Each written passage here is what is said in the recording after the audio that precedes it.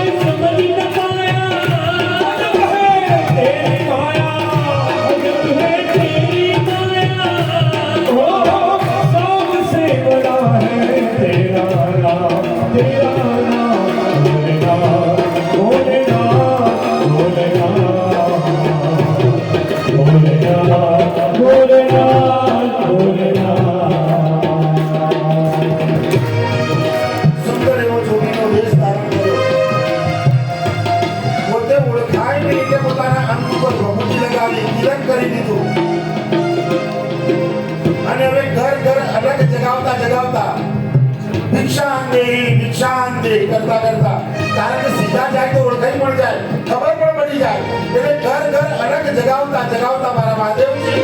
આજે ભિક્ષા માંગી રહ્યા છે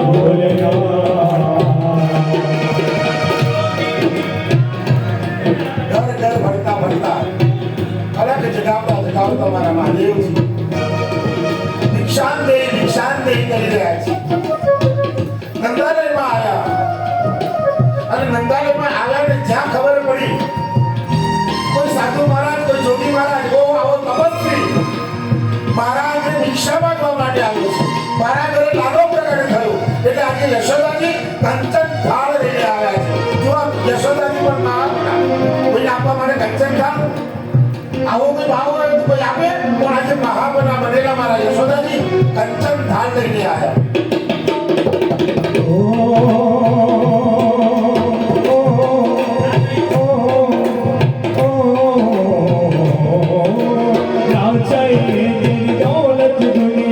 और कंचन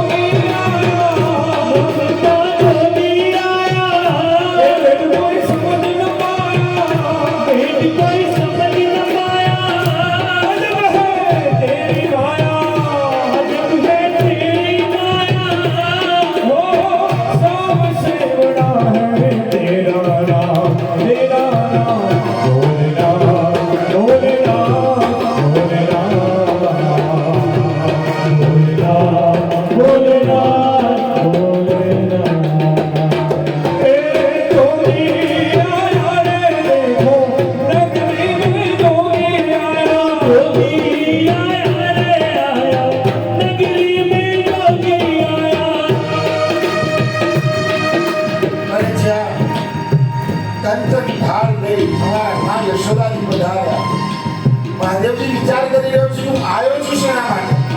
અને મને મળી શું રહ્યું છે ના પાડી રહ્યા છે